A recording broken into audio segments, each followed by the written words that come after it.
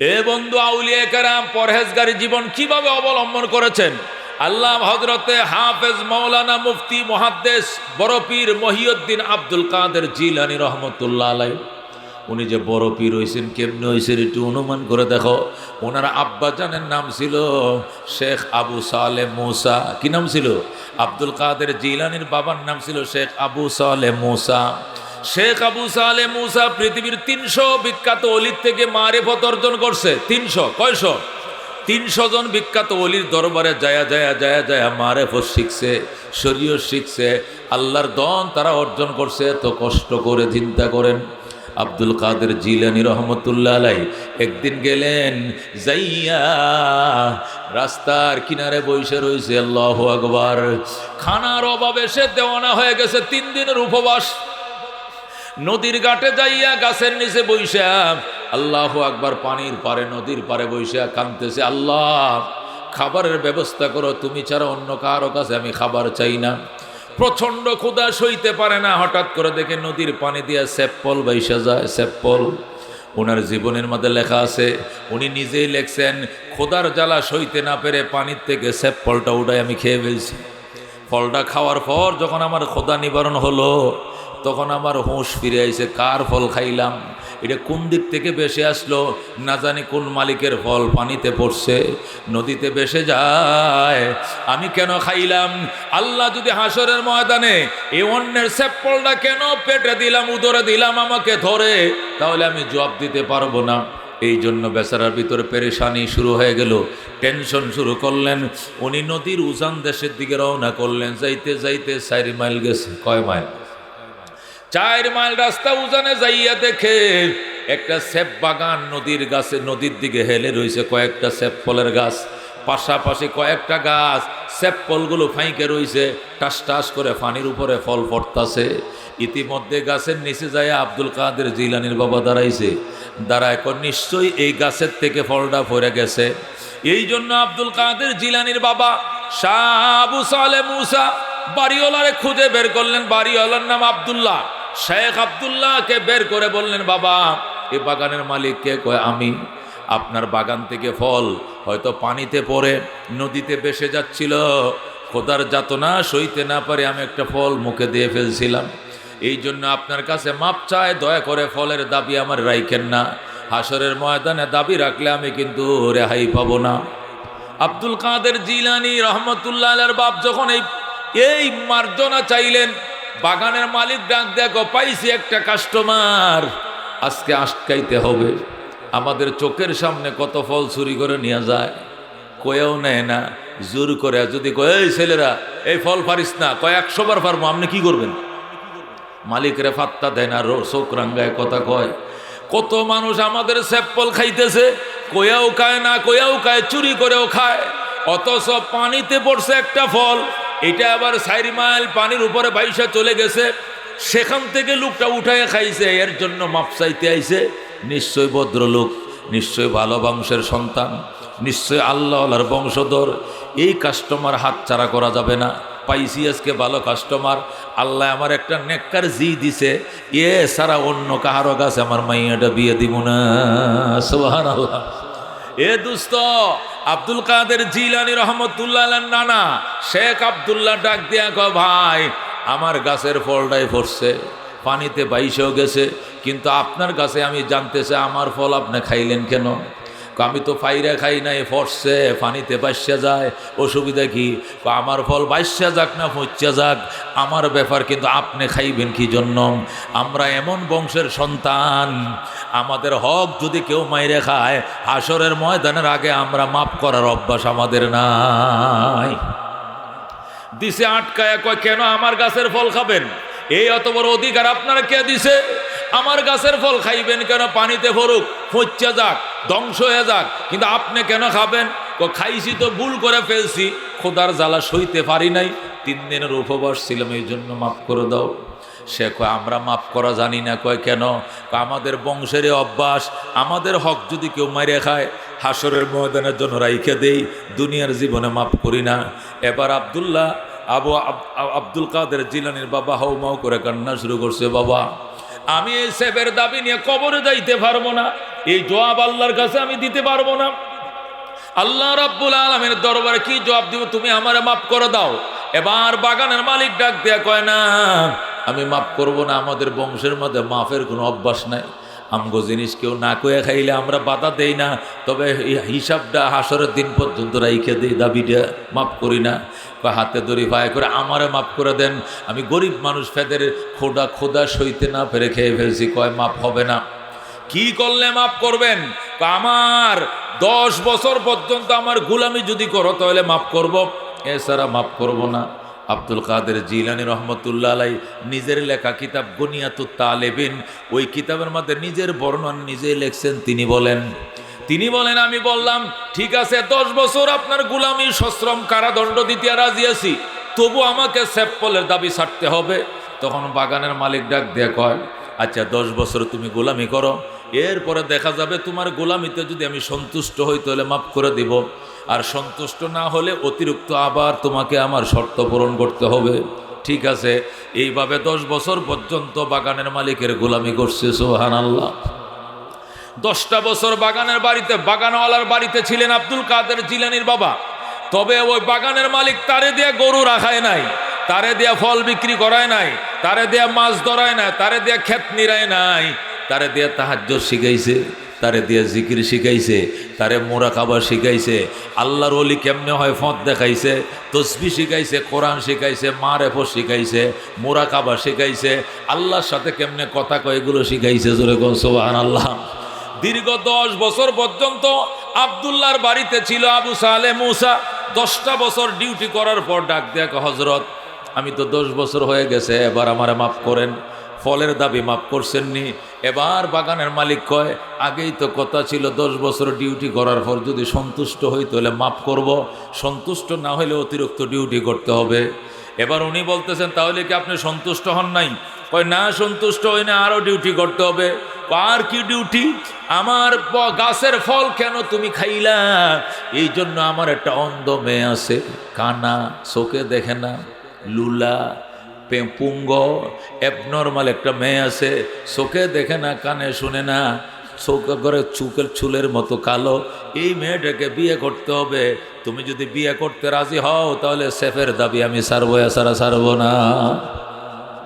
আব্দুল কাদের জিলানীর বাবা শেখ আবু সালেহ মুসা ডাক দিয়া কর, ঠিক আছে বাবা, এ কানা লোলা পুঙ্গ নিয়ে জীবন যাপন করতে রাজি আছি, তবু সেফের দাবি নিয়ে আমি কবরে হাসরে যাইতে রাজি না।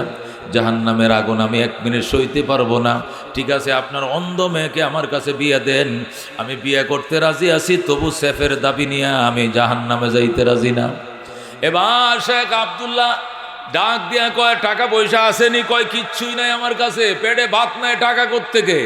ছেলেকে নিয়ে বাজারে গিয়া ছেলের জুতা মোজা জামা কাপড় সব কিনে দিয়েছে, মেয়ের জন্য গয়নাগাটি কিনছে, কিনে আল্লাহু আকবার মসজিদের মধ্যে দুপুরবেলা জুমার দিনে বিয়ার মধ্যে হাজার হাজার আল্লাহর ওলিরা পর্যন্ত উপস্থিত হয়েছে। সুবহানাল্লাহ। শেখ আব্দুল্লাহ ওনার মাইয়া বিয়া দিছে শেখ আবু সালেহ মুসার কাছে। শেখ আবু সালেহ মুসাকে রাত্রিবেলা ডাক দিয়ে কয়, এবার তুমি বাসুর ঘরে যাও, ওই আমার বাড়িতে ওই যে রুম তোমাকে পাক্কা ঘর দিয়ে দিলাম, ওই কোনার ঘরে আমার মেয়েটা আছে, কানা মেয়েটা, ওই মেয়েটার সাথে তুমি বাসুর করো। আবু সালেহ মুসা যখন রাত্রিবেলা এশার নামাজ পড়ে ঘরে ঢুকছে, ডুইকা দৌড় দিয়া ঘর থেকে বের হয়ে গেছে। শেখ আব্দুল্লাহ কয়, তুমি বের হয়ে আসলা কেন? কয়, আব্বা জান, আপনি যে মেয়ে আমার কাছে বিয়ে দিয়েছেন ওই মেয়ে তো ওই ঘরে নাই। কোন মেয়ে আছে? আপনি পেয়েছেন কানা লুলা, হাত ভাঙ্গা পাও ভাঙ্গা, আর আমি ভিতরে ডুইকে দেখি জান্নাতের হুরের মতো জল জল করতেছে ঘর, বাতি সারা ঘরে বাতি জ্বলে, এমন সুন্দরী মেয়ে জীবনেও দেখি নাই। আমারে ভুল ঘরে ঢুকাইছেন, আমার ওয়াইফ এই ঘরে নয়, অন্য একটা সুন্দরী মেয়ের ঘরে আমার ঢুকাই দিয়েছেন, এই জন্য আমি ডরে চলে আইছি, আমি কোনো অন্য মেয়ের ঘরে ঢুকছি কিনা। আব্দুল্লাহ ডাক দেখো, না বাবা, এইটাই তোমার স্ত্রী, আমার মেয়েটার মতো সুন্দরী মেয়ে বাগদাদ শহরে দ্বিতীয়টা নাই, এই জিলান নগরী আরেকজন নাই। আমার মেয়েটা হযরতে হাসানের বংশধর, আমরা কুরাইশের বংশধর, আমি হযরতে হাসানের বংশধর। আমার মেয়েটা আকাশের চাঁদের মতো সুন্দরী, তার কোনো স্পট নাই। আপনি বলছেন চোখে দেখে না, যায় দেখি বড় বড় চোখ, জান্নাতের হুরের মতো সুন্দর সুন্দর হাত পা। কইটা আমি বলছিলাম কারণ জানোনি, আমি বলছিলাম আমার মেয়ে চোখ দিয়ে পরপুরুষ কোনোদিন দেখে নাই, এই জন্য আমি অন্ধ বলছিলাম।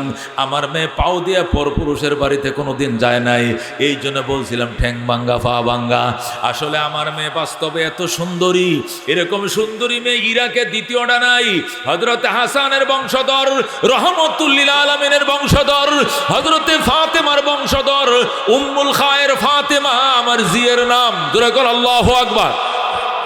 এরকম সুন্দরী দ্বিতীয়টা নাই। আমার এই দিনদার মেয়েটা 18 পারা কোরআনের হাফেজ, 18টা সিপারা মুখস্থ করছে, বাকি 12টা ফারা তুমি বাড়িতে নিয়ে মুখস্থ করাইও। 18টা ফারা আমি তারে পড়ায় দিছি, আর 12টা ফারা বাকি আছে, এটা তুমি বাড়িতে নিয়ে পড়ায় দিও। আমার মেয়ের মতো একটা মেয়ে জগতে খুঁজে পাইবা না। জোরে আল্লাহু আকবার। শেখ আবু সালেহ মুসা বিরাট খুশি, এমন খুশি, খুশিতে বাগবাগ হয়ে গেছে। হায় আমার ভাগ্য, আমারে শাস্তি স্বরূপ নিয়ে বিয়ে দিছে বলছে, অথচ দেখলাম এটা শাস্তি নয়, এটা আমার জন্য নিয়ামত। আল্লাহু আকবার। শেখ আব্দুল্লাহ ডাক দেয়া কয়, জামাই শুনো, আমি 10 বছর যে গোলামি করতে বলছিলাম, গরুরা খাইছিনি তোমারে দিয়ে না, ছাগল চড়াইছিনি না, কলসি দিয়ে পানি আনাইছি নদীর ঘাট থেকে না, বাজারে ফাটাইছি কোনোদিন তোমারে না, তোমারে আমার মেয়ের মতো যোগ্য করার জন্য কোরআনের হাফেজ বানাইছি, আলেম বানাইছি, তওবা শিখাইছি, জিকির শিখাইছি, মারেফত শিখাইছি, মুরাকাবা শিখাইছি। আল্লাহর ওলি হওয়ার জন্য যতটা পথ আমার জানা ছিল সব কটা রাস্তা তোমারে দেখাইছি। জোরে কোন আল্লাহু আকবার। আমার মেয়ের জন্য উপযুক্ত স্বামী হিসাবে তোমারে গড়ে তুলেছি, যাও আমার মেয়ে তোমাকে উঠে দিলাম। এই বলে শেখ আব্দুল্লাহ তাইমিরি ও মুসলমান তার মেয়ে উম্মুল ওয়ারা উম্মুল খায়ের ফাতেমাকে ওই শেখ আবু সালেহ মুসার হাতে তুলে দেয়। সেই আবু সালেহ মুসার ঘর থেকে জন্ম নেয় আব্দুল কাদের জিলানী। সুবহানাল্লাহ। হযরত আব্দুল কাদের জিলানীর বাবা ছিল হুসাইনের বংশধর, আর তার নানারা ছিল হাসানের বংশধর। যেরকম আল্লাহু আকবার। এই জন্য আব্দুল কাদের জিলানীকে হাসানি ওয়াল হুসাইনি দুইটাই বলা হয়। দুনো দিক থেকে তিনি কুরাইশ, এই বংশ থেকে আল্লাহ বুজুর্গ বানাইছে। আব্দুল কাদের জিলানী সাধারণ বুজুর্গ না, উনার মতো বুজুর্গ, ইনি এমন বুজুর্গ আরবের কাছে গ্রহণযোগ্য, আজমের কাছে গ্রহণযোগ্য, জামাতের কাছে গ্রহণযোগ্য, কৌমের কাছে গ্রহণযোগ্য, বেদাতির কাছে গ্রহণযোগ্য, মক্কাবাসীর কাছে গ্রহণযোগ্য, মদিনাবাসীর কাছে গ্রহণযোগ্য, তাম দুনিয়ার সকল মুসলমানের কাছে গ্রহণযোগ্য একজন বুজুর্গর নাম আব্দুল কাদের জিলানী। কথা কোন ঠিক কেরা? হযরত আব্দুল কাদের জিলানী রহমতুল্লাহ আলাইহি ও বন্ধু ছোটবেলায় অন্ধ হয়ে গেছে। তার মা দোয়া করছে, আল্লাহ আমার আব্দুল কাদের চোখ যদি খুলে দাও, আল্লাহ গো তোমার কোরআন আমি মুখস্থ করাবো, আমার আব্দুল কাদের চোখ খুলে দাও। মায়ের দোয়ার বরকতে আল্লাহ তার চোখ খুলে দিচ্ছে। আল্লাহু আকবার। এরপরে মা তার মান্নত পুরা করার জন্য মক্তবে নিয়ে গেছে। মাত্র 4 বছর বয়সে মক্তবে নিয়ে গেছে তার মা। নিয়ে বলছে, হুজুর আমার ছেলেকে মক্তবে দিলাম, আমার ছেলেকে আল্লাহর কোরআনের সূরা কেরাত শিখান, আলহামদু সূরা শিখান, আউযুবিল্লাহ শিখান, বিসমিল্লাহ শিখান। বলতেছে আমি 6 বছরের আগে তো বাচ্চা ভর্তি করি না, 4 বছরের বাচ্চা তো লেখাপড়া পড়ার বয়স হয় না, পরে নিয়ে আইসেন না, আসা যাওয়া করুক, আস্তে আস্তে কিছু কিছু শিখুক, শুনতে শুনতে অভ্যাস হবে। জোর করে আব্দুল কাদের জিলানী রহমতুল্লাহ আলাইহির মা তার ছেলেকে হুজুরের কোলে রেখে গেছে।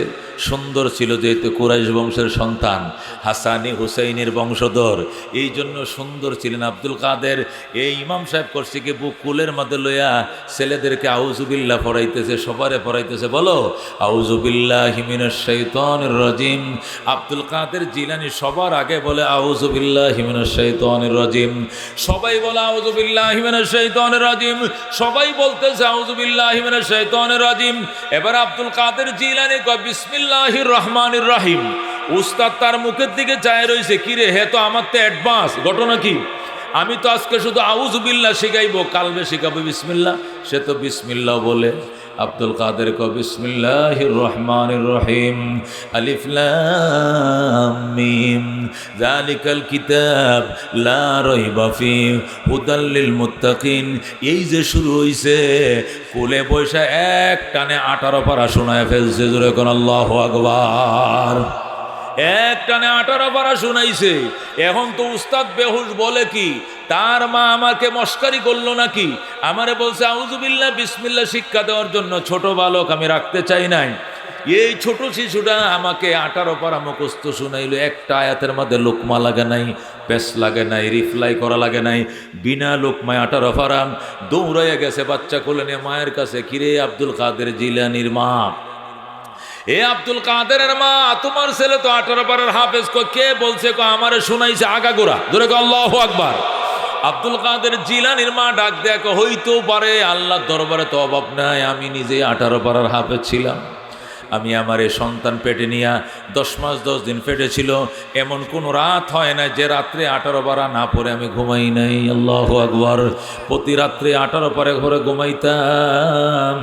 হয়তো বা আমার পেটে থাইকা তার আত্মাগুলো আমার তেলাও শুনছে, শুই না সে মুখস্থ করে ফেলাইছে।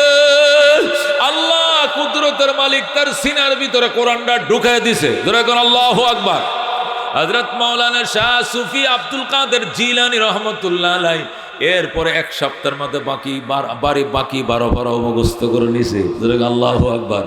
ফকি ছিলেন, মুহাদ্দিস ছিলেন, মুফাসসির ছিলেন, পীরানে পীর ছিলেন, সমস্ত পীরদের মুরব্বী ছিলেন। আল্লাহু আকবার। হযরত মাওলানা শাহ সুফি আব্দুল কাদের জিলানী রহমতুল্লাহ আলাইহি তাকওয়ার দনের মালিক ছিলেন। শয়তান একদিন আইসা বলতেছে, আব্দুল কাদের, আল্লাহ তো তোমার নামাজ মাফ করে দিছে। আব্দুল কাদের জিলানী কই কেমনে? আল্লাহ বলছে আজকের থেকে তোমার নামাজ পড়া লাগবে না, মাফ। আব্দুল কাদের জিলানী কই আনতা শয়তান, তুই শয়তান। সাথে সাথে পাথর নিক্ষেপ করছে, আউযুবিল্লাহি মিনাশ শাইতানির রাজিম বলছে, এবং পাথর নিক্ষেপ করছে, সাথে সাথে ফাগাবা অদৃশ্য হয়ে যায়। আব্দুল কাদের জিলানী বলে এটা ছিল শয়তান, সে ফেরেশতার শুরুতে আমারে ধোঁকা দিকে আইছে। অথচ নবীর নামাজ মাফ হয় নাই, আবু বকরের নামাজ মাফ হয় নাই, ওমরের নামাজ মাফ হয় নাই, সে আমার কাছে আইছে আমার নামাজ মাফ হইছে বলে ধোঁকা দেওয়ার জন্য। এ বন্ধু, হযরত আব্দুল কাদের জিলানী রহমতুল্লাহ কোরআনের হাফেজ ছিলেন। তিনি আলেম হওয়ার জন্য বাগদাদে যাবেন। ওনার বাড়ি তো জিলান শহরে। জিলান থেকে বাগদাদ প্রায় 400 মাইল। কয়শো মাইল? 600 কিলোমিটার। ওই জিলান শহর থেকে বাগদাদে যাবেন। তখন কেমনে যাবে? এই জন্য তার মা ব্যবসায়ী কাফেলার সাথে দিয়ে দিছে, ব্যবসায়ী দুস্তরা, তোমরা তো বাগদাদে যাইবা ব্যবসার জন্য, আমার ছোট ছেলেটাকে নিয়ে যাও, ওই বাগদাদের নিজামিয়া মাদ্রাসায় তুমি ভর্তি করাইবা। বাগদাদ একটা কওমি মাদ্রাসা ছিল, নাম হলো বাদশাহ নিজামউদ্দিন বানাইছিল মাদ্রাসাটা। এই মাদ্রাসা বাদশাহ নিজামউদ্দিন বানাইছিল, বাদশার নাম ছিল নিজামুল মুলুক। ওই বাদশাহ নিজামুল মুলুক ওই মাদ্রাসা বানাইছিল, এই জন্য মাদ্রাসার নাম হলো নিজামি মাদ্রাসা, মাদ্রাসায় নিজামিয়া। এই জন্য কওমি মাদ্রাসাকে দরসে নিজামির মাদ্রাসা বলা হয় ওই মাদ্রাসার দিক থেকে। আবার কওমি মাদ্রাসা বেসরকারি হিসাবে, আবার বেসরকারি হিসাবে এটাকে কওমি মাদ্রাসা বলা হয়। আবার ওইটা মাঝখানে বন্ধ হয়ে যাওয়ার পরে, আবার ব্রিটিশরা চলে যাওয়ার পরে আবার দেওবন্দে আবার নতুন করে ওই মাদ্রাসা রিপ্লাই করার কারণে এটাকে আবার দেওবন্দি মাসারবের মাদ্রাসা বলা হয়। কথা বলুন ঠিক কিনা? ও দোস্ত, আব্দুল কাদের জিলানী রহমতুল্লাহ আলাইহি ব্যবসায়ী কাফেলার সঙ্গে রওনা করবেন ইলমে দ্বীন শিক্ষা করার জন্য। তিনি বাগদাদে যাবেন, মাদ্রাসার নিজামিয়াতে ভর্তি হবেন। মাদ্রাসার নিজামিয়াতে পৃথিবীর 3 জন সিংহ পুরুষ লেখাপড়া করেছেন। তার মধ্যে একজন হলেন আব্দুল কাদের জিলানী, আরেকজন হইলেন হযরতে হুজ্জাতুল ইসলাম ইমাম গাজ্জালী। জোরে বলুন আল্লাহু আকবার। 3 নম্বরে ফারস্য কবি শেখ সাদি। বলেন আল্লাহু আকবার। পৃথিবীতে 3 জন বিখ্যাত আলেম ছিলেন, 3 জনই মাদ্রাসা নিজামিয়া ছাত্র। একজন আব্দুল কাদের জিলানী, উনি বাগদাদের নিজামিয়া ছাত্র। আরেকজন হুজ্জাতুল ইসলাম ইমাম গাজ্জালী রহমতুল্লাহ আলাইহি, উনিও মাদ্রাসা নিজামিয়া ছাত্র। আরেকজন ছিলেন হযরতে শেখ সাদি, ফারস্য কবি শেখ সাদি রহমতুল্লাহ, উনিও ছিলেন মাদ্রাসা নিজামিয়া ছাত্র। বলেন সুবহানাল্লাহ। ও দোস্ত, যে কথাটা বলতেছিলাম, আব্দুল কাদের জিলানী রহমতুল্লাহ আলাইহি ওই নিজামিয়াতে যাবেন লেখাপড়া করার জন্য, কিন্তু তার টাকা পয়সা নাই। তার আব্বা ইতিমধ্যে ইন্তেকাল করেছেন। এই জন্য আব্দুল কাদের জিলানীর মা 40টা দেরহাম তার জামার এই যে বর্ডার আছে, বর্ডারটা সিলাইটা খুলছে, এই বর্ডারের সিলাইটা খুলছে, খুললে দেরহামগুলো ভিতরে ঢুকাইয়া মা আবার সুই দিয়ে সিলাই করে দিয়ে কয়, যা বাবা দিলাম 40টা দেরহাম দিলাম, যাতে হারায়া না যায়, এই জন্য জামার বর্ডারের মধ্যে দিয়া দিলাম। তুমি সত্য কথা বলিও, আল্লাহর উপরে ভরসা করে চলিও, যত বিপদ আসবে তোমাকে ধরাশয়ী করতে পারবে না। জোরে কোন আল্লাহু আকবার। এই বলে আব্দুল কাদের জিলানীর মা, নবীজির বংশধর, হাসান হুসাইনের বংশধর, উম্মুল ওয়ারা হযরতে ফাতেমা রহিমাহুল্লাহ। নবীর জিয়ের নাম ফাতেমা, ওনার মার নামও ফাতেমা। হযরতে ফাতেমা উনি করলেন কি, 40টা দিরহাম দিয়ে দিলেন জামার কালারে, খাবারের ভিতরে ঢুকাইয়া দিয়ে বললেন, যাও বাবা, 2টা কথা মনে রাখবা। 1 নম্বর কথা হলো আল্লাহর উপরে আস্থা রাখবা, মানুষের উপরে নয়। দেখবা আল্লাহ তোমাকে হেফাজত করবে। 2 নম্বর, কোনোদিন মিথ্যা কথা বলবা না, সত্য কথা বলবা, আল্লাহ তোমাকে হেফাজত করবে। আল্লাহু আকবার। এই কথা 2টা বিশ্বাস করে তুমি চলো, ব্যবসায়ী কাফেলের সাথে তুমি বাগদাদে যাও, নিজামিয়া যায় লেখাপড়া করবে, বড় আলেম হবে, বুজুর্গ হবে। এটাই আমি মায়ের দোয়া, তোমার প্রতি আর কোনো চাওয়া পাওয়া আমার নাই। ব্যবসায়ী দলের সাথে রওনা করলেন। রওনা করে গভীর রাত্রে এক জায়গায় আস্তানা গাড়লেন, সেখানে ঘুমাইবেন। যেখানে আস্তানা গাড়লেন, 40 জন ব্যবসায়ী দল ছিল, ব্যবসায়ী কাফেলের সাথে উনিও ছিলেন। রাত্রিবেলা ঘুমাইছে, ব্যবসায়ী কাফেলের উপরে ডাকাত দল আক্রমণ করেছে। হাইরে ডাকাতরা আক্রমণ করে অনেক সদস্যদেরকে মেরে ফেলছে, অনেক সদরকে আহত করেছে, টাকা পয়সা সব চুরি করে নিয়ে যাওয়ার পর ডাকাইতের সর্দার বলতেছে, হে ছেলে, তোর কাছে কি আছে? ছোট বাচ্চা সবার কাছে টাকা পয়সা খুঁজলো, আব্দুল কাদেরের কাছে খোঁজে না, ছোট মানুষ। এই ছেলে, তোর কাছে কি আছে? আব্দুল কাদের জিলানী বলছে, আমার মা বলছে মিথ্যা কথা বলতে নাই, এই জন্য সত্য বলছি, আমার কাছে 40টা দিরহাম আছে। যখন বলছে 40টা দিরহাম আছে, সাথে সাথে ডাকাত দলের আরেক সর্দারে বলতেছে, কয় হুদাই মিছা কথা, ছোট বাচ্চার টেকা কই পাইব? ই দিরহাম আর দিনার কারে কয় চিনেনি, হুদাই কথা, ওরে তাল্লাশি করে লাভ নাই। এই বলে তারে বাদ দিয়া অন্যদেরকে তাল্লাশি করে চলে যায়। সে 40 দিরহাম নিয়ে সশরীরে বাগদাদে পৌঁছে যায়। জোরে কোন সুবহানাল্লাহ। আল্লাহ বলেন, সাবধান, আমার ওলি যারা, আমার বন্ধু যারা, আমার স্বজন যারা, আমার প্রিয়তম যারা, এদের দুনিয়াতেও কোনো ভয় নাই, পরকালেও কোনো টেনশন থাকবে না। সুবহানাল্লাহ। এটা আল্লাহর ওলিদের পুরস্কার। এখন আল্লাহর ওলি কেমনে হওয়া যাবে? আল্লাহ বলেন, আল্লাযীনা আমানু ওয়া কানু ইয়াত্তাকুন। আল্লাহর ওলি হওয়ার জন্য 2টা গুণ লাগবে। 1 নম্বর গুণ হলো পাকাপোক্ত ঈমান, 2 নম্বর গুণ হলো পাকাপোক্ত তাকওয়া। কয়টা জিনিস লাগবে? 1 নম্বর লাগবে ঈমান, 2 নম্বর লাগবে তাকওয়া। ঈমান আর তাকওয়া 2টা যখন অর্জন হয়ে যাবে, তখন আমি আল্লাহর ওলি হয়ে যাইতে পারবো। আর আল্লাহ ওলি হওয়ার পর দুনিয়াতেও ভয় নাই, পরকালেও কোনো টেনশন নাই। কথা কোন ঠিক কিনা? আল্লাহ তাআলা ওলি হওয়ার গুণাবলীগুলো পরে বলছেন, ওলিদের পুরস্কারের কথা আগে বলছেন। কেন? মানুষ অফারে পাগল। মানুষ আগে পুরস্কার দেখতে চায়, পরে ডিউটি করে। কোন কোম্পানি কত বেতন দিবে, 2 ঈদে বোনাস দিবে, দুপুরবেলা 1 ঘন্টা লাঞ্চের ছুটি দিবে, আর কত অফার দিবে, কয় তারিখের ভিতরে বেতন দিবে, এইগুলো আগে পরে চাকরিতে জয়েন করে। কথা কোন ঠিক কিনা? আগে মানুষ অফারের পাগল, এরপরে মানুষ চাকরিতে জয়েন করতে চায়। আল্লাহ তাআলা এই জন্য অফার আগে দিয়েছেন। আমার ওলি যারা, দুনিয়ার জীবনে ভয় নাই। বলেন সুবহানাল্লাহ। চোরের ভয় নাই, ডাকাতের ভয় নাই, মস্তানের ভয় নাই, সন্ত্রাসের ভয় নাই, জিনের ভয় নাই, পরীর ভয় নাই, দেও দানবের ভয় নাই, জালেমের ভয় নাই। কথা কোন ঠিক কিনা? পুলিশের ভয় নাই, প্রশাসনের ভয় নাই। আল্লাহর ওলি যারা, এরা একমাত্র ভয় করে কাকে? মাল্লাহুল মাওলা ফালাহুল কুল। যার জন্য আল্লাহ আছে, তার জন্য সব আছে। কথা কোন ঠিক কিনা? কাপড়ের ভয় নাই, মান ইজ্জতের ভয় নাই, এদের ভয় একমাত্র আল্লাহর। কথা কোন ঠিক কিনা? আল্লাহ বলেন, আমার ওলি যারা, এদের দুনিয়াতেও ভয় নাই, পরকালেও ভয় নাই। পরকালে কিসের ভয়? জান্নাতের ভয়, শাফাতের ভয়, ফুলসিরাতের ব্রিজ পার হওয়ার ভয়, ডান হাতে আমলনামা পাওয়ার ভয়। আল্লাহ তাদের অন্তরে কোনো ভয় রাখবেন না, সমস্ত ভয় তাকে দূর করে দিয়া আল্লাহ রাব্বুল আলামিন তাকে নির্টেনশনের জীবন দিয়া জান্নাতের মেহমান করবেন। যেরকম সুবহানাল্লাহ। লা খাউফুন আলাইহিম আইফিদ দুনিয়া, দুনিয়ার জীবনে ওলিদের কোনো ভয় নাই। ওয়ালা হুম ইয়াহজানুনা ফিল আখিরাহ, পরকালের জীবনে কোনো টেনশনও থাকবে না। তাদেরকে বলা হয় আউলিয়া কেরাম, তাদেরকে বলা হয় আল্লাহর ওলি। এখন আল্লাহর ওলি কেমনে হইবা? 2টা ডিউটি করতে হবে। কয়টা? যখন অফার শুনে মানুষ, তখন টিকিট কিনে শুরু করে। 40 লক্ষ টাকা, ঢাকা শহরে প্লাট বাড়ি। এখন ড্রাইভার থেমে গেছে, কি করলে 40 লক্ষ টাকা? ট্রাকওয়ালা ট্রাক থামাইছে, বাসওয়ালা বাস থামাইছে, রিস্কাওয়ালা রিস্কা থামাইছে, অটোওয়ালা অটো থামায়। কয় ভাই কি করলে? কয় 20 টাকা, 20 টাকা, 20 টাকা লটারি নিলে 40 লক্ষ টাকা পাইবেন।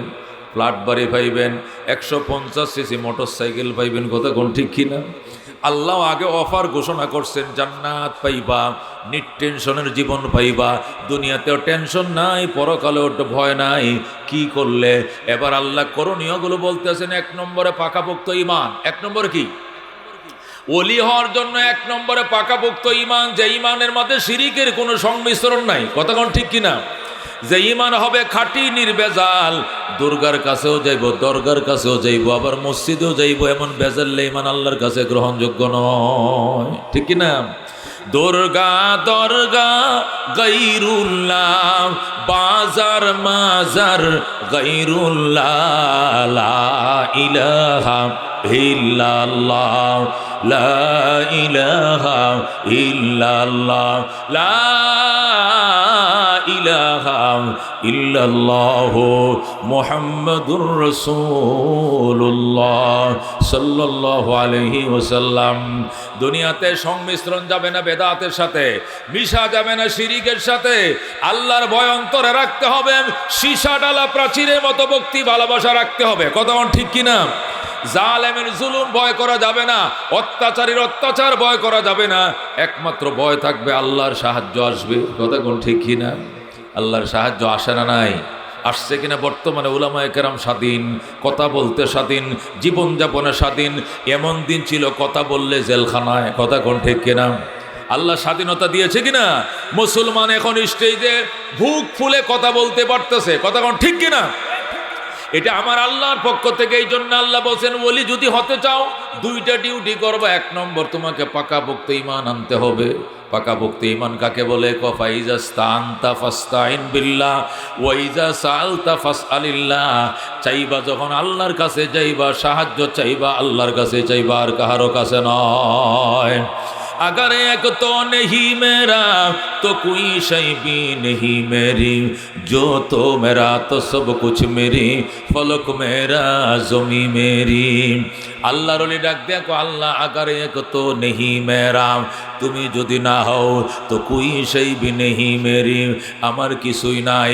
যো তো মেরা তো সব কুছ মেরি, তুমি আল্লাহ যদি আমার হও সব আমার, আসমান আমার, জমিন আমার, সব আমার। কথা কোন ঠিক কিনা? এই জন্য আল্লাহকে আগে আপন বানাইতে হবে, আল্লাহকে নিজের মনিব দুস্থ মাহবুব প্রিয়তমা বানাইতে হবে, তার প্রতি আস্থা এবং বিশ্বাস সীসা ডালা প্রাচীরের মতো জমাইতে হবে। এরপরে নিটেনশন জীবন। এই জন্য ওলি হওয়ার জন্য 2টা কর্মসূচি। 1 নম্বর কর্মসূচি হলো পাকাপোক্ত ঈমান, 2 নম্বর হলো তাকওয়ার দন। তাকওয়া মানে কাকে বলে? তাকওয়া মানে পরহেজগারি অবলম্বন করা। পরহেজগারি কাকে বলে? বেঁচে বেঁচে জীবন যাপন করা। সব খাওয়া যাবে না, সব কথা বলা যাবে না, সব কাপড় পিন্দা যাবে না, সব জিনিস নিয়ে চিন্তা করা যাবে না, সব মাথায় ঢোকানো যাবে না। বেছে বেছে জীবন যাপনকে বলা হয় পরহেজগারের জীবন। যেরকম সুবহানাল্লাহ।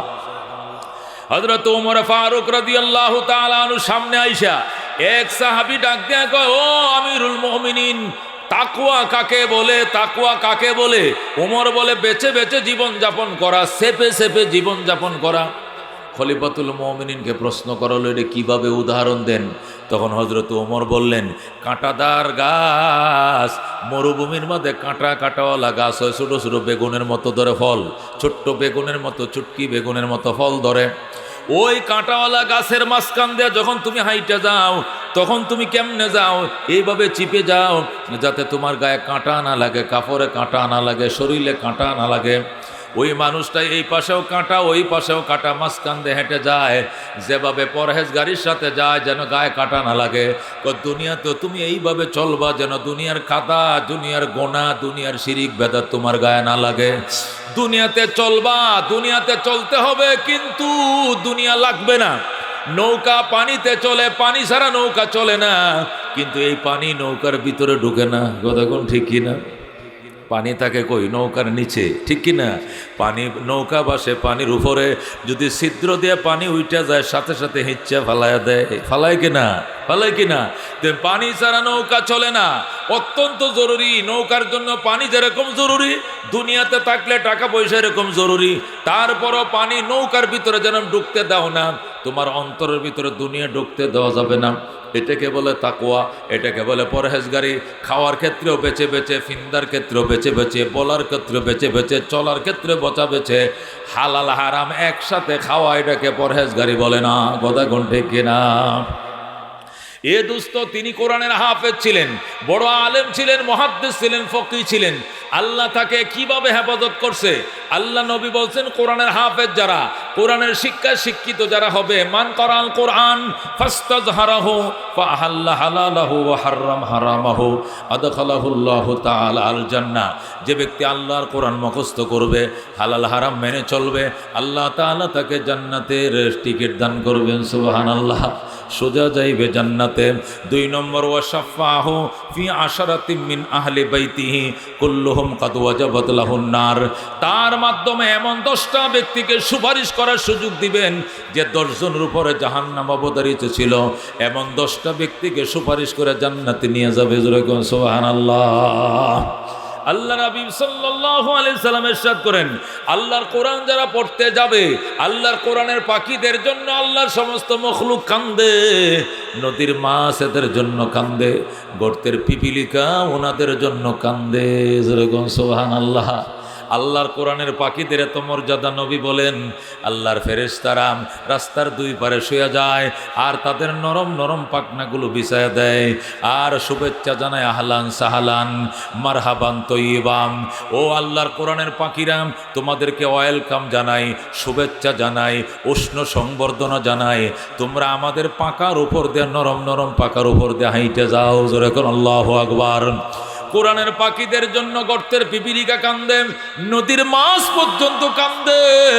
ও দুস্থ আব্দুল হযরতে মুহাম্মদুর রাসূলুল্লাহ সাল্লাল্লাহু আলাইহি সাল্লাম, তিনি ছিলেন মক্কার কোরআনের প্রথম টিচার ছিলেন নবীজি নিজেই। কোরআন হইল সিলেবাস, নবী হইলেন প্রথম শিক্ষক, আর মক্কা নগর হইল মাদ্রাসা, কাবার, হেরেম শরীফে। ও দুস্থ, আল্লাহর হাবিবের প্রথম ছাত্র ছিল আবু বকর। আবু বকরকে নিয়ে নবী রওনা করছে, মদিনায় যাবে। রাস্তার মধ্যে জাবালে সূরের ভিতরে ঢুকছে তারা 2 জন। আবু বকর আগে ঢুকছে, ডুইকা গুহাটা পরিষ্কার করছে ভালো করে, কইরা আবু বকর বসছে, এরপরে নবী ভিতরে ঢুকছে। আল্লাহ নবী গুহার ভিতরে ঢুইকা আবু বকরের উরাতকে বালিশ বানায় শুইছে। ইতিমধ্যেই দেখা যায় সাপ আবু বকরের পায়ের মধ্যে গুঁতো দেওয়া শুরু করছে। আবু বকর আগে সমস্ত ছিদ্রগুলোর মুখ বন্ধ করছে কাপড় দিয়া, কিন্তু একটা ছিদ্রের মুখ বন্ধ করার মতো কাপড় ছিল না। এই জন্য তিনি পাও দিয়ে এইভাবে চাপ দিয়ে রাখছিলেন, কিন্তু সাপ আইসে ওই গর্তের মধ্যে গুঁতনি শুরু করছে। আবু বকর পাও সরায় না। হাদিস শরীফে আছে আবু বকর পাও সরায় না। যেহেতু আবু বকর পাও সরায় না, সাপ আইসে দিছে কামড়। কামড় দেওয়ার সাথে সাথে আবু বকর অসুস্থ হয়ে গেছে, কান্নাকাটি শুরু করছে। আবু বকরের চোখের পানি নবীজির গাল মোবারকে পড়ে গেছে। আল্লাহ নবী ঘুম থেকে ওইটা বলতেছে, আবু বকর আমারে ঘুম পাড়াইয়া তুমি মক্কার জন্য কান্দো। আবু বকর হুজুর, আমি মক্কার জন্য কান্দি না, আত্মীয় স্বজনের জন্য কান্দি না, আমি নিদারুণ যন্ত্রণা সহ্য করতে পারি না। কিসের যন্ত্রণা? ওই যে পাউডার লাগায় রাখছি, ওই দিক দিয়ে ছিদ্র আছে, আমারে গুঁতো দিছে, কে যেন কামড় দিছে, নিশ্চয় বিষাক্ত সাপ হবে।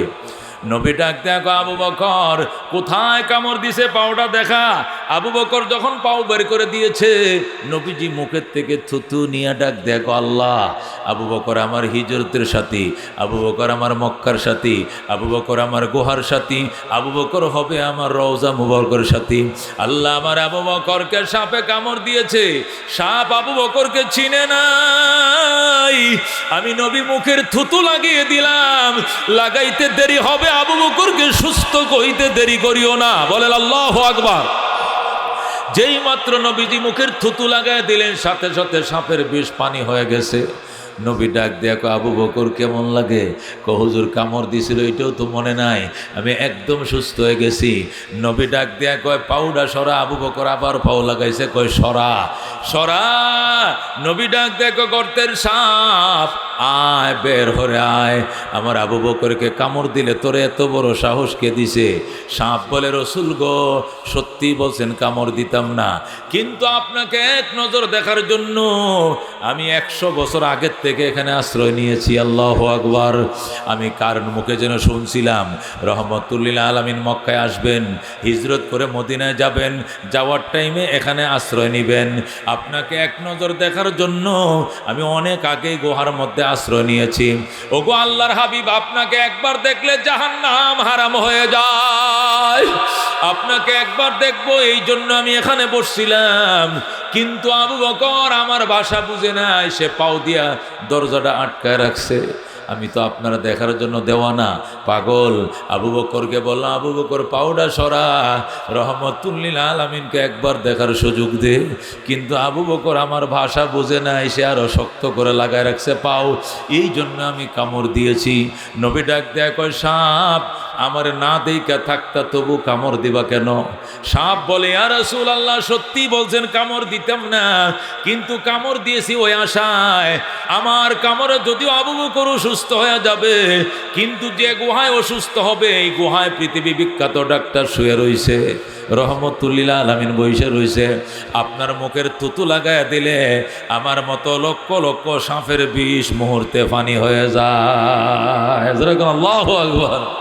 आदम के लिए फ़ख्र ये अली नस्बी है, मक्की मदनी हाशमी ओ मुत्तलबी है, पाकीज़ा तोराश अर्श समा जन्नत फिरदौस आराम गहे खाक रसूल अरबी है, ऐ ज़ाहिर बैते नबवियत रहे ये बेकायदा जंबिश लब बेअदबी है, आहिस्ता कदम नीची निगाह पुस्ते सदा हो खाबिद यहाँ रूह रसूल अरबी है, बुझ जाए तेरे चींट से आए अब्र करम आज, जो आग मेरे सीनों में मुद्दत से लगी है, आए बहार करम सदका हुसैन बिन अली का, पियासा हो मुझे शरबत दीदार पिला दो, जो लोगों के कहलाते हैं सग तेरे गली के, उन लोगों के दफ्तर में मेरा नाम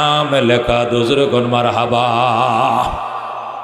মুহাসসিরিন কেরাম লেখেন, মুফাসসিরিন কেরাম লেখেন, সাপ যখন আবু বকরকে কামড় দিয়েছে ওই গুহার ভিতরে কোটি কোটি পিপিলিকা আল্লাহর দরবারে সিজদায় পড়ে কান্দে। আল্লাহ, আবু বকর কোরআনের প্রথম ছাত্র, তোমার নবী বলছেন কোরআনের পাখিদের জন্য পিপিলিকা কান্দে, এই জন্য গুহার কোটি কোটি পিপিলিকা আপনার দরবারে সিজদায় পড়লাম। আল্লাহ, আবু বকর যেন তোমার নবীর ঘুম ভাঙ্গার আগে তার মরণ না হয়, আবু বকরের হায়াত দাও। পিপিলিকার দুয়ার বরকতে নবীর ঘুম ভাঙ্গার আগে আবু বকরের মৃত্যু হয় নাই। নবী যখন মুখের তুতু লাগায় দিছে সাথে সাথে আবু বকর সুস্থ হয়ে যায়। জোরে কোন সুবহানাল্লাহ। আল্লাহ কোরআনের পাখিদের এত মর্যাদা দিয়েছে, উলামায়ে কেরামকে এত শান এবং মান দিয়েছে। ও দুস্থ, তোমার ছেলে এমপি হইতে পারে, মন্ত্রী মিনিস্টার হতে পারে, এমপি মন্ত্রী মিনিস্টারের মর্যাদা যতদিন এমপি আছে ততদিন আছে, কিন্তু একটা আলেমের মর্যাদা জান্নাতে ঢোকা পর্যন্ত অক্ষত থাকবে। কথা কোন ঠিক কিনা? আমার দেশের প্রধানমন্ত্রী, তাকে 7 স্তরের নিরাপত্তা দেওয়া হইতো, আর্মিরা পাহারা দিত, এসএস ফোর্স ছিল, র্যাব ছিল, বিজিবি ছিল, আনসার ছিল, পুলিশ ছিল, কত কিসিমের নিরাপত্তা কর্মী ছিল, এরপরে যুবলীগ, ছাত্রলীগ, আওয়ামী লীগ, স্বেচ্ছাসেবক লীগ, কত লীগ দিয়ে পাহারা দিছে। কিন্তু যেদিন ক্ষমতাটা হারাইছে 10 মিনিট পরে পাবলিক হয়ে গেছে। এখন কোথায় আছে, কে দেয় পাহারা, কে দেয় সিকিউরিটি, কোনো খবর নাই। এইটাই ক্ষমতার মান, ক্ষমতার সম্মান এইটাই, আর এলেমের সম্মান অন্যরকম। কতক্ষণ ঠিক কিনা? আল্লাহ বলেন, ইয়ারফাইল্লাহুল্লাযীনা আমানু মিনকুম, ঈমানদারের ঈমানের কারণে তোমাদের সম্মান আমি আল্লাহ বাড়াইছি। ওয়াল্লাযীনা উতুল ইলমা দারাজাত, আর যাদেরকে ইলম দিয়েছি এদের মর্যাদা আমি অসংখ্য গুণ বাড়ায় দিছি। এলেমের মর্যাদা অসংখ্য গুণ। একটা হাক্কানি আলেম একটা প্রেসিডেন্টের চেয়েও দামি, একটা হাক্কানি আলেম একটা প্রধানমন্ত্রীর চেয়েও দামি, একটা হাক্কানি আলেম হাজার হাজার শিকদার, তালুকদার, শিকদার, খান, পাঠান, চৌধুরী, ব্যাপারী, শিল্পপতি, বড় লোকদের চেয়েও একটা আলেমের জামা কাপড় সিরা থাকলেও তার সম্মান বেশি। কথা কোন ঠিক কিনা? কেননা আল্লাহ নবী বলছেন আল উলামা ওয়ারাসাতুল আম্বিয়া, এক একটা আলেম সমস্ত নবীদের ওয়ারিস। বলেন আল্লাহু আকবার। আল ওয়ারাসাতুন নবী বলে নাই, নবীর ওয়ারিস বলে নাই, নবীর বহু বচন আম্বিয়া মানে আম্বিয়াদের ওয়ারিস। উলামায়ে কেরাম সমস্ত নবীদের ওয়ারিস। একটা আলেমের সিনার ভিতরে শুধু আমার নবীর দন আছে এমন নয়, একটা আলেমের সিনার ভিতরে আদমের দন আছে, শীষের দন আছে, নূহের দন আছে, ইউনুসের দন আছে, মুহাম্মদুর রাসূলুল্লাহর দন আছে, মুসা, ঈসা, ইব্রাহিম, ইসমাইল সমস্ত নবীদের দন আলেমের সিনার ভিতরে। কথা কোন ঠিক কিনা? এই জন্য দোস্ত, একটা ছেলেকে আলেম বানাও, হাফেজ বানাও। আজকে ছেলেদেরকে মাথায় পাগড়ি প্রদান উপলক্ষে মাহফিল। একটা ছেলেকে আল্লাহ জান্নাতে পাগড়ি নূরের টুপি পরাইবেন, সেই আদলেই দুনিয়াতে আমরা পাগড়ি পরাই নকল হিসাবে। আসল পাগড়ি তো আল্লাহ জান্নাতে দিবেন। কথা কোন ঠিক কিনা? মূল পাগড়ি তো আল্লাহ জান্নাতে দিবেন। যৌহু আহসানু মিন যৌহিশ শামসে, যার আলো, যার জ্যোতি হবে সূর্যের আলোর চেয়েও বেশি, এটা তো আল্লাহ জান্নাতে দিবেন। তার নকল একটা পাগড়ির সিস্টেম দুনিয়াতে আমরা রাখছি। হাফেজ হওয়ার পর, আলেম হওয়ার পর আমাদেরকে পাগড়ি পরায় দিছে আমাদের উস্তাদরা, আমরা আমাদের ছাত্রদেরকে পাগড়ি পরায় দিই। কথা কোন ঠিক কিনা? ওরে দুস্থ শোনো, বাইতুল্লাহ শরীফের, মক্কা শরীফের ইমাম আইনা তোমার জানাজা পড়াইলে তোমার গুনাহ মাফের গ্যারান্টি নাই, কিন্তু তোমার সন্তান যদি তোমার জানাজা পড়ায়, তোমার সন্তান তোমার জানাজা পড়ায় আর বলবে কাতার সোজা করেন, আমার বাবার জানাজা আমি নিজেই পড়াবো, আল্লাহু আকবার বলে কাতার সোজা করে দোয়া শুরু হয়ে যাবে। আল্লাহুম্মা গফিরলি হাইয়িনা ওয়া মাইয়িতিনা ওয়া শাহিদিনা ওয়া গায়িবিনা, যখন শুরু হয়ে যাবে দোয়া, আল্লাহ বলবেন আর কইস না, মাটির উপরে থাকতে তোর বাবার জীবনের গুনাহ মাফ করে দিলাম। জোরে কোন সুবহানাল্লাহ। ও দোস্ত, মাটির উপরে থাকতেই তোমার বাবার জীবনের গুনাহ মাফ। এই জন্য নিজের সন্তান নিজের জানাজা পড়াইবে এমন সন্তানের বাবা কে কে হইতে চাও? হাত বাড়াও, লিল্লাহি তাকবীর। আল্লাহ আমাদের প্রত্যেকটা সন্তানকে হাফেজ আলেম হওয়ার তৌফিক দেব। এ মুসলমান, বর্তমানে এরদোগান তুরস্কের প্রেসিডেন্ট, কোরআনের হাফেজ। অসুবিধা আছে? অসুবিধা আছে? তুরস্কের হাফেজ কি কোন তুরস্কের প্রেসিডেন্ট কি এরদোগান কোরআনের কি? মুসলমানদের বর্তমানে আহলুস সুন্নাহ ওয়াল জামাত মুসলিমদের জন্য গার্জিয়ান। কথা কোন ঠিক কিনা? শিয়াদের গার্জিয়ান হলো খোমেনি, ওটা তো শিয়া রাষ্ট্র। শিয়া তো মুসলমান নয়, এটা আবার ভিন্ন এক ফতোয়া, এটা বলার দরকার নাই। শিয়ারা আবু বকরকে সাহাবী মনে করে না, শিয়ারা উমরকে সাহাবী মনে করে না। আবু বকর উমরকে যারা সাহাবী মনে করে না, এরা কাফের। কথা কোন ঠিক কিনা? কারণ আবু বকর যে সাহাবী, এটা আল্লাহ কোরআন দ্বারা বলেছেন, ইজ ইয়াকুলু লিসাহিবিহি, যখন নবীর সাহাবী বলছিল লা তাহজান ইন্নাল্লাহা মা'না, ভয় করিও না, আল্লাহ আমাদের সঙ্গে আছে। জোরে কোন সুবহানাল্লাহ। এই জন্য ওরা আবু বকরকে উমরকে সাহাবী মনে করে না, এরা মনে করে উসমান আর আলী নবীর সাহাবী, আবু বকর উমরকে জালেম কয়। জোরে কোন নাউজুবিল্লাহ। এই জন্য শিয়ারা আমাদের অভিভাবক নয়, আমরাও তাদের অভিভাবক নই, কিন্তু আহলুস সুন্নাহ ওয়াল জামাত আমাদের অভিভাবক। কথা কোন ঠিক কিনা? এই সুন্নি আকীদার মধ্যে একজন আকীদাভুক্ত হলো এরদোগান। কথা কোন ঠিক কিনা? সৌদি আরব, কাতার, কুয়েত, এই বাহরাইন, কাতার, কুয়েত সহ এটাও ছিল। এতদিন সিরিয়াটাও শিয়া ছিল, এ গত 2-3 দিন আগে সুন্নিদের হাতে আসছে। এখন ধরে রাখতে পারে কিনা, নাকি ইসরায়েল নিয়ে যায়, এটা হলো বড় প্রশ্ন। বাদ বাকি আকিদাটা ঠিক হয়েছে, শিয়া আকিদার থেকে আমাদের আকিদায় আসছে। বাদ বাকি ইসরায়েলের যে চাতুরি চলছে, হয়তো বা এরা অর্ধেকটা মালভূমির পাশ দিয়ে দখল করছে, আরো করে ফেলতে পারে, ওইটা ভিন্ন কথা। বাদ বাকি আকিদা শিয়ার থেকে সুন্নিদের হাতে আসছে। কথা কোন ঠিক কিনা? ও দুস্থ বলতেছিলাম, বাইতুল্লাহর ইমাম শেখ সুদাইসি রাইন্না তোমার জানাজা পড়াইলে তোমার গুনাহ মাফের গ্যারান্টি নাই, কিন্তু তোমার সন্তান যদি তোমার জানাজা পড়ায় তোমার জীবনের গুনাহ মাফ। এই জন্য নিজের সন্তান নিজের জানাজা পড়াকে, এটা কারা কারা চান? এটা চান আপনারা? আল্লাহু আকবার। আল্লাহ কবুল করো, জোরে কোন আমিন। আল্লাহ মঞ্জুর করো, জোরে কোন আমিন। আল্লাহ মঞ্জুর করুক, জোরে কোন আমিন।